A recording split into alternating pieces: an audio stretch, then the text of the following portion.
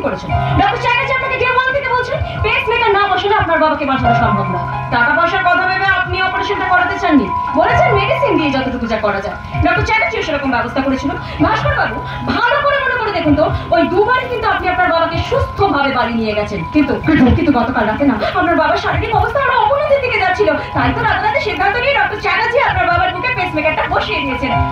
আরে আপনি এত চিন্তা করছেন কেন? আপনার বাবা কিন্তু সম্পূর্ণ সুস্থ। এটা সরকারি হাসপাতাল ভাস্কর বাবু, এখানে টাকা পয়সা তো সেরকম একটা লাগে না। তবে ওই পেসমেকারের মেডিসিনের জন্য যে এক্সট্রা খরচা হয়েছে, একটা এনজিওর সাথে কথা বলে ডক্টর চ্যাটার্জি ব্যবস্থা করে দিয়েছেন।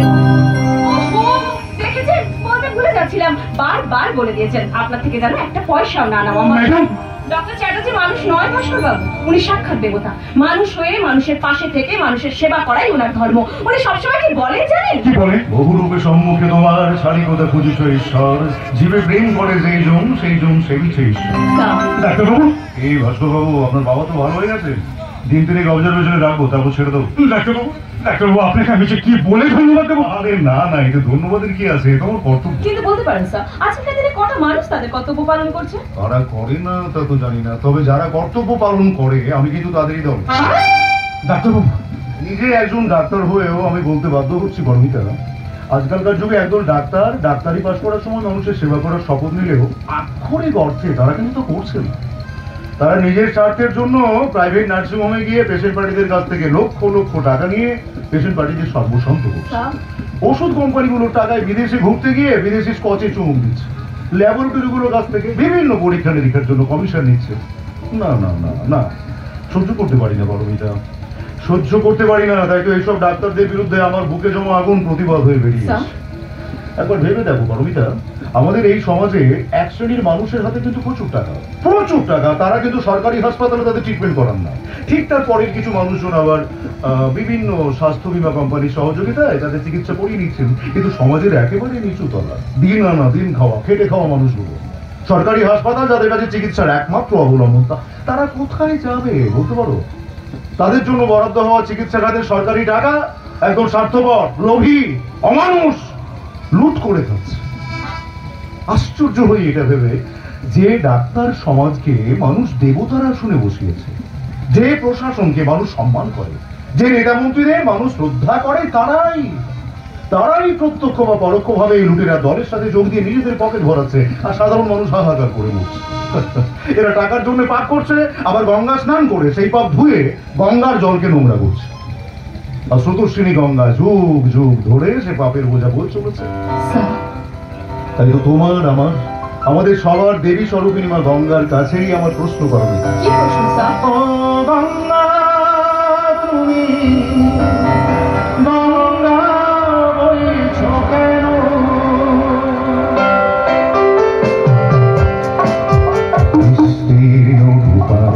অসংখ্য মানুষের হাহাকার শুনে নিঃশব্দে নীরবে ও গঙ্গা তুমি গঙ্গা বইছো কেন? বিস্তীর্ণ পারে অসংখ্য মানুষের হাহাকার শুনে নিঃশব্দে নীরবে ও গঙ্গা তুমি গঙ্গা বইছো কেন?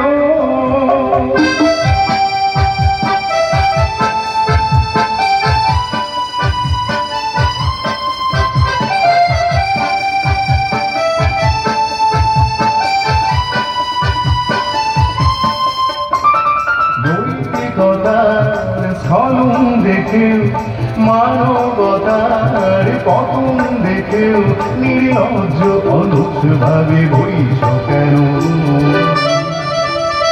সহস্র বরষা উন্মাদনার মন্ত্র দিয়ে লক্ষ জনের সবল সংগ্রামী আর অগ্রগামী গড়ে তোলো না কেন? অসংখ্য মানুষের হাহাকার শুনে নিঃশব্দে নীরবে ও গঙ্গা তুমি গঙ্গা বইছো কেন?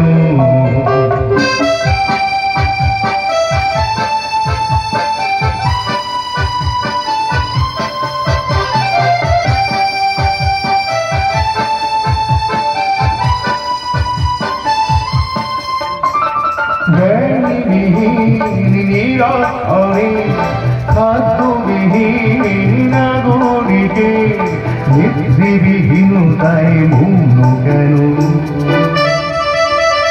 সহস্র ভরসা উন্মার মন্ত্র দিয়ে লক্ষ জনের সবল সংগ্রামী আর অগ্রগামী করে তোলো না কেন?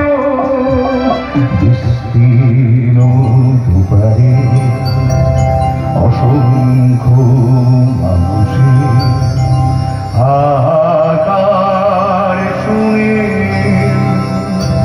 নিঃশব্দে নীরবে ও গঙ্গা তুমি গঙ্গা বইছো কেন?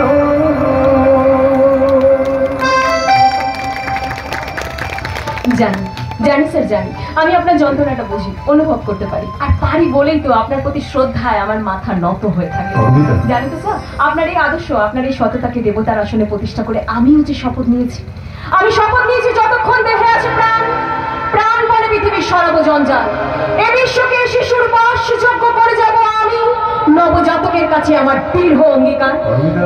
তবুও মাঝে মাঝে মনে হয় জানেন স্যার, আমি আপনি বা আমাদের মতো মুষ্টিমেয় কয়েকজন মানুষ সৎ হয়ে এই বিশাল অন্ধকার সমুদ্রের কতটুকুই বা আলোকিত করতে পারবো, কারণ সবাই তো আর আপনার মতো আদর্শকে বুকে নিয়ে ডাক্তারিটা করতে আসেনি। কেন আসেনি?